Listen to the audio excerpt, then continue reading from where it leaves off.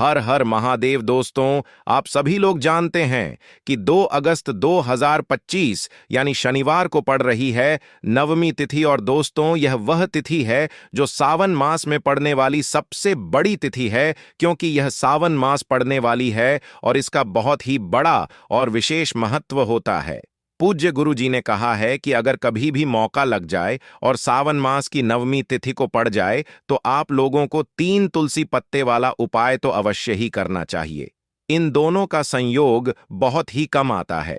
इसी के साथ में गुरु जी ने अपनी शिव पुराण कथा में बताया है कि इस दिन आपको एक 3 तुलसी पत्ते वाला उपाय तो आपको अवश्य ही करना चाहिए, क्योंकि ऐसा दिन पूरे साल में सिर्फ एक ही बार आता है।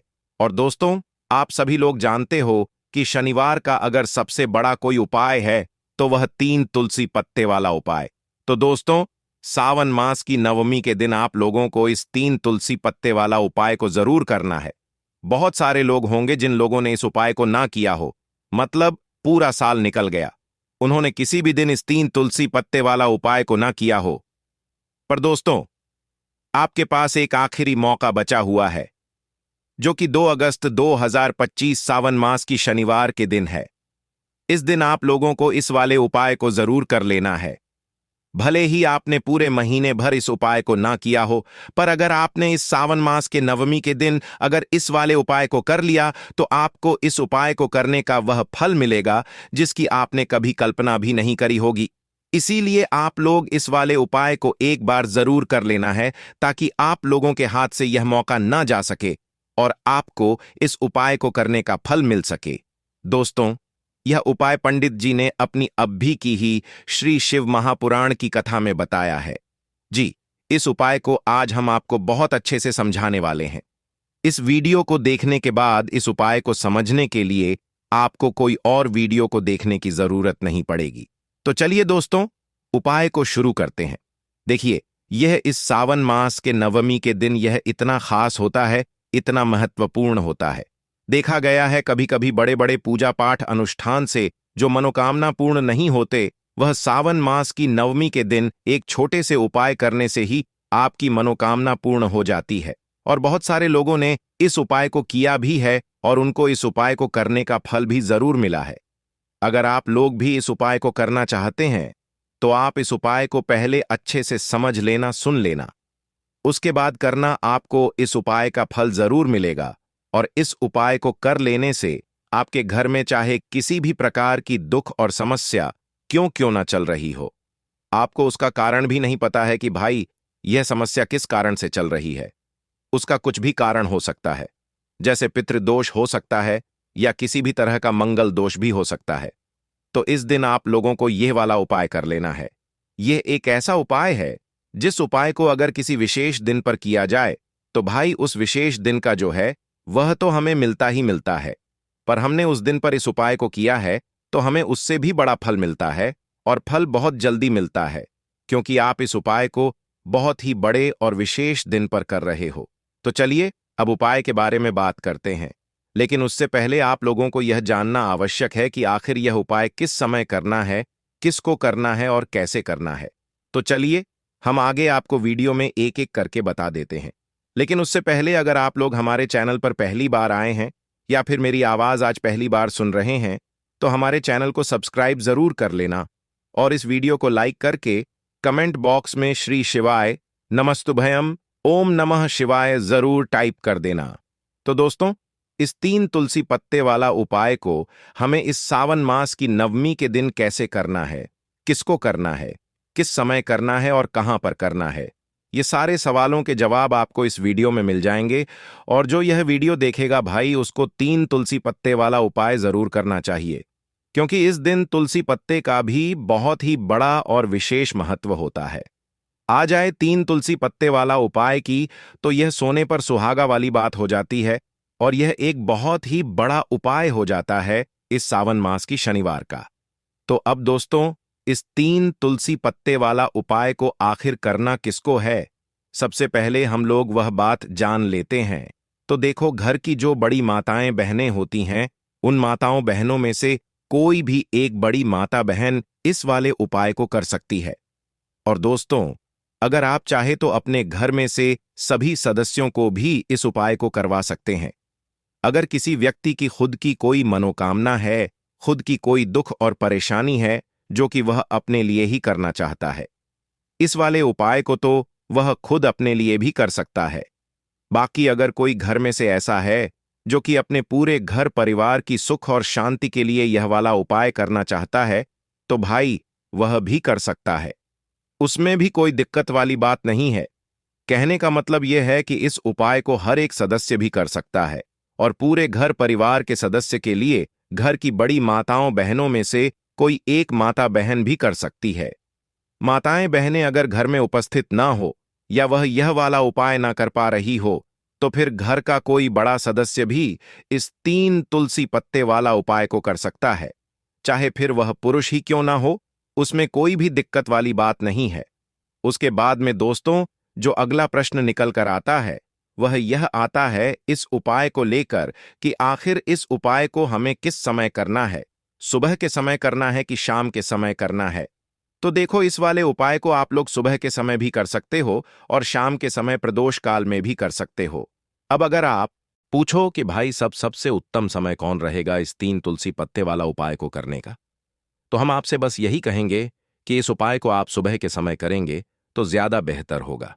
बाकी अगर प्रदोष काल शाम के समय भी करेंगे तो भी अच्छा होगा, उसमें कोई भी दिक्कत वाली बात नहीं है।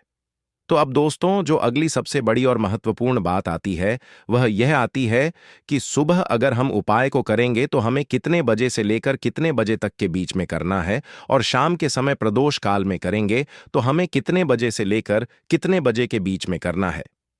तो देखो, सुबह जितनी जल्दी हो सके आप उपाय को करने की कोशिश करना। बाकी अगर किसी कारणवश लेट भी हो जाओ, थोड़ी देर भी हो जाए, तो 10 या 11 बजे तक भी आप उपाय कर लेना, पर 12 बजे से ज्यादा देरी ना हो। ठीक है, इस बात का ध्यान रखना। उसके बाद में दोस्तों, अगर शाम के समय प्रदोष काल की बात करें, प्रदोष काल का जो समय है होता है वह शाम के 6 बजे से शुरू हो जाता है। मतलब शाम के 6 बजे से लेकर 7 बजे के बीच का जो समय होता है, यह समय प्रदोष काल का समय होता है। तो आप इस उपाय को 7 या 8 बजे के बीच में भी कर सकते हो। मतलब शाम के 6 बजे से रात 8 बजे के बीच में आप कभी भी इस वाले उपाय को कर सकते हो, उसमें कोई भी दिक्कत वाली बात नहीं है। तो देखो दोस्तों, सबसे पहला उपाय देखिए आपको क्या करना है। देखिए, सावन मास के दिनों में विशेषकर भगवान शिव और माता पार्वती और विष्णु भगवान का पूजन किया जाता है। अब साथ ही साथ नवमी तिथि का दिन भी पड़ गया है, तो ऐसा समझ लीजिए आपके जीवन में धन भी आएगा, सुख भी आएगा, धन बढ़ेगा भी, और साथ ही साथ आपके जीवन के सारे संकटों को भगवान शिव जी दूर कर देंगे। तो चलिए सबसे पहले बात कर लेते हैं सबसे पहले उपाय की, जो कि शनिवार वाले दिन आपको विशेष करना है। और इस उपाय को करने से आपकी कोई भी ऐसी इच्छा, कोई भी विश जो अभी तक अधूरी है, पूरी नहीं हो रही है, तो आपकी बड़ी से बड़ी विश और मनोकामना भी पूरी हो जाती है। जब आप नवमी तिथि वाले दिन इस पहले उपाय को कर लेते हैं, तो देखिए, आप सभी जानते हैं कि श्री हरि विष्णु जो है, उन्हें तुलसी दल सबसे प्रिय है। बिना तुलसी माता के श्री हरि विष्णु अधूरे हैं, और बिना तुलसी पत्तों के श्री हरि विष्णु का भोग अधूरा है। अब श्री हरि विष्णु को प्रसन्न करके आप अपनी किसी भी मनोकामना को पूरा कर सकते हैं, क्योंकि श्री हरि विष्णु प्रसन्न हो गए तो आपकी कोई भी विश और इच्छा, मनोकामना अधूरी नहीं रहेंगी। देखिए, हम सभी के घरों में माता तुलसी का पौधा अवश्य ही होता है। तो देखिए, हमें तुलसी जी के पौधे से सबसे पहले तो 3 पत्ते तोड़ने हैं। देखो, नवमी वाले दिन आपको तुलसी के पत्ते नहीं तोड़ने हैं।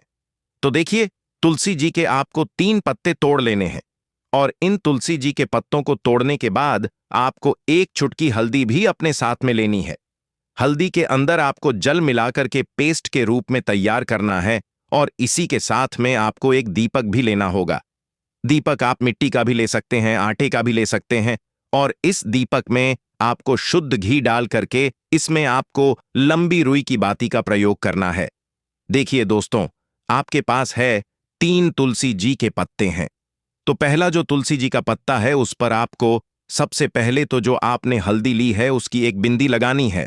और पहला जो तुलसी जी का पत्ता है, आपके घर में भगवान विष्णु का चाहे कोई सा भी स्वरूप हो, चाहे लड्डू गोपाल जी का स्वरूप हो, या फिर भगवान कृष्ण की आपके मंदिर में प्रतिमा हो, या फिर भगवान श्री राम की प्रतिमाएं, उनके सामने आपको पहला तुलसी जी का पत्ता अर्पित करना है। अब देखिए दोस्तों, आपके पास जो 2 तुलसी जी के पत्ते हैं और आपके पास जो एक दीपक है, इन्हें आपको लेकर के पहुंचना है। अपने ही घर में तुलसी जी के पौधे के पास में देखिए, सबसे पहले तो आपके पास जो 2 तुलसी जी के पत्ते हैं, उन पर भी आपको हल्दी की एक एक बिंदी लगानी है और उन दोनों ही तुलसी जी के पत्तों को आपको अपने घर में तुलसी जी के पौधे के वहां पर ही अर्पित कर देने हैं। और इस प्रकार से यह दोनों पत्ते भी तुलसी जी के पौधे के पास में अर्पित करने के बाद अंत में जो आपके पास एक लंबी बाती का दीपक है, इसे आपको तुलसी जी के पौधे के पास में ही प्रज्वलित कर देना है।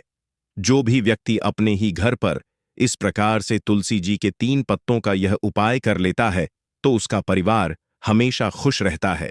उसके परिवार में कभी भी कोई भी संकट उत्पन्न नहीं होता है, और यदि आपके घर में जो भी गृह क्लेश है वह भी समाप्त होते हैं। तो इस प्रकार से यह सुंदर सा उपाय करना है। अब बात करते हैं अगले उपाय की। देखो, यदि आपके जीवन में आर्थिक संकट बहुत अधिक हो रहे हैं, धन की समस्या लगातार जीवन में बनी हुई है, 1 रुपयों को प्राप्त करने के लिए आपको बहुत अधिक मेहनत कर रहे हैं, तो आज रात्रि में सोने से पहले आपको हो यह एक चमत्कारी दीपक का उपाय अवश्य करना है। या फिर यदि आपका जो व्यापार है, बिजनेस है, दुकान है, वह अच्छे से नहीं चल पा रही है, तो आज रात्रि में इस विशेष दीपक का उपाय आपको अवश्य करना चाहिए।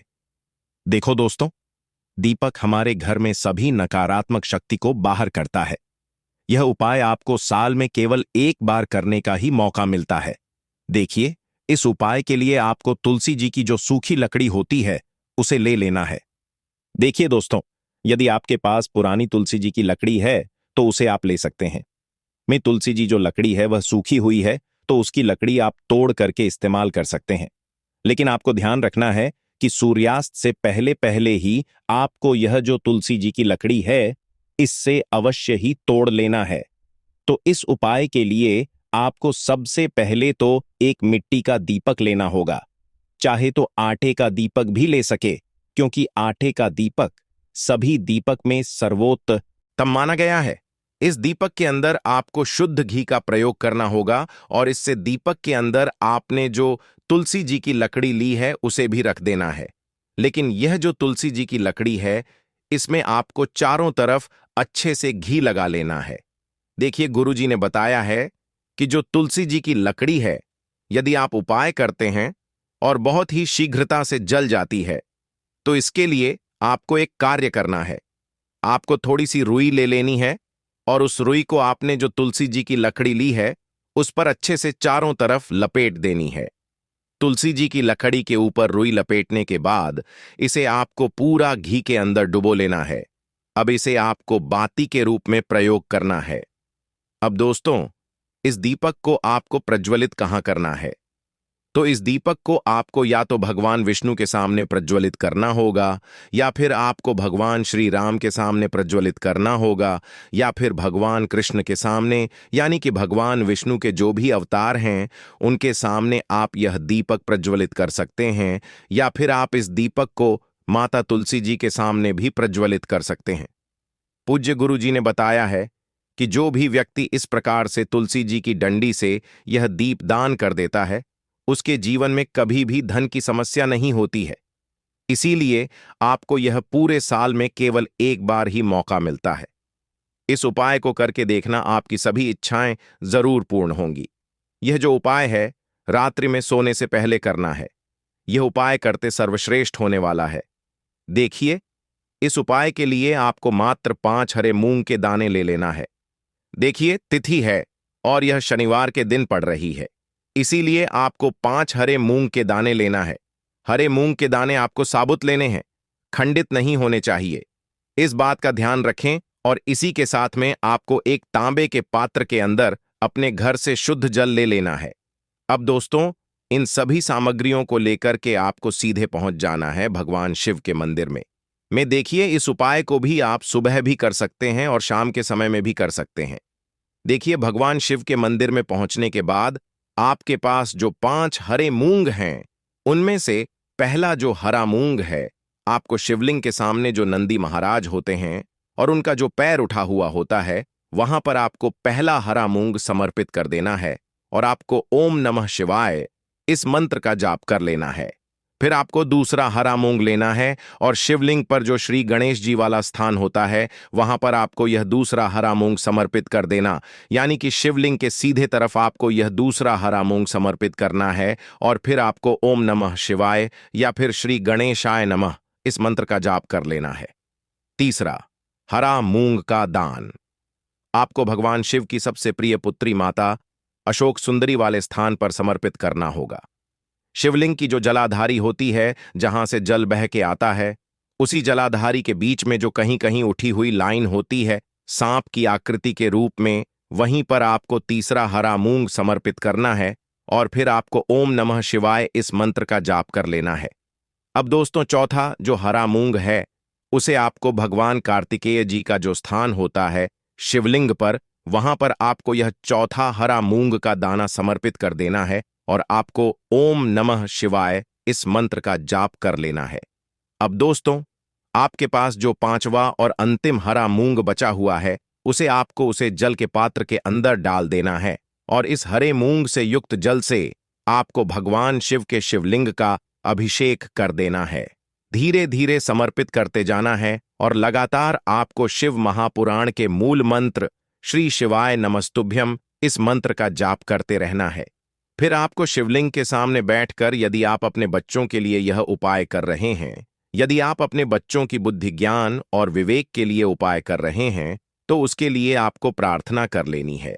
या फिर व्यापार में वृद्धि करने के लिए यह उपाय कर रहे हैं, तो उसकी कामना करते हुए आपको प्रार्थना कर लेनी है। या फिर अपनी नौकरी के लिए कर रहे हैं, या फिर अपने इंटरव्यू के लिए, या फिर धन की प्राप्ति के लिए कर रहे हैं, जिस भी कामना के लिए आप उपाय कर रहे हैं, उसे परिपूर्ण करने के लिए आपको महादेव से प्रार्थना कर लेनी है और फिर आपको वापस अपने घर आ जाना है। पूज्य गुरु जी ने कहा है कि जो भी व्यक्ति इस उपाय को कर लेता है, तो यकीन मानिए आपके जीवन की जो सारे संकट, कष्ट और बाधाएं हैं, वह सभी समाप्त होंगे। अब हम बात करते हैं तीसरे विशेष उपाय। देखो, भाग्य का साथ आपको मिले तो गुरु बृहस्पति को मजबूत करना बहुत जरूरी होता है। इसीलिए पूज्य गुरुदेव ने एक बहुत ही सुंदर सा उपाय बताया था, जो कि है पीले चावल का थोड़े से अक्षत लेना, चावल लेना। अगर आपको ऐसा लगता है ना कि आपको किसी भी चीज में सफलता नहीं मिल पा रही है, किस्मत का साथ आपको नहीं मिल पा रहा है, तो पीले चावल लेना। पीले चावल कैसे करोगे? 11 चावल लेना साबुत, उसके अंदर पीला चंदन है वह आपको मिला देना है और चावल को पीला रंग कर देना है। ठीक है? साथ में लेना है एक बेलपत्र और साथ में लेना है तांबे के पात्र के अंदर जल। ठीक है? यह तीनों सामग्री लेकर के शनिवार नवमी तिथि के दिन सुबह से लेकर के रात्रि तक, जब आपकी इच्छा हो तब आप यह उपाय कर सकते हैं। अब आपको क्या करना है? भगवान शिव के मंदिर में जाएंगे, जो एक बेल पत्र है वह माता अशोक सुंदर वाले स्थान पर आपको अर्पित करना है। डंडे का हिस्सा जलाधारी की तरफ हो चाहिए, उस प्रकार से आपको यह बेलपत्र अर्पित करना है। जब बेलपत्र अर्पित करोगे, तब आपको कुंदकेश्वर महादेव का नाम लेना है, माता अशोक सुंदरी वाले स्थान पर। ठीक है? अब जो चावल के दाने हैं, जो अक्षत लेकर के आए हैं, वह भगवान शिव के शिवलिंग पर आपको अर्पित करना है। जब आप अर्पित करोगे, तब आपको ब्रह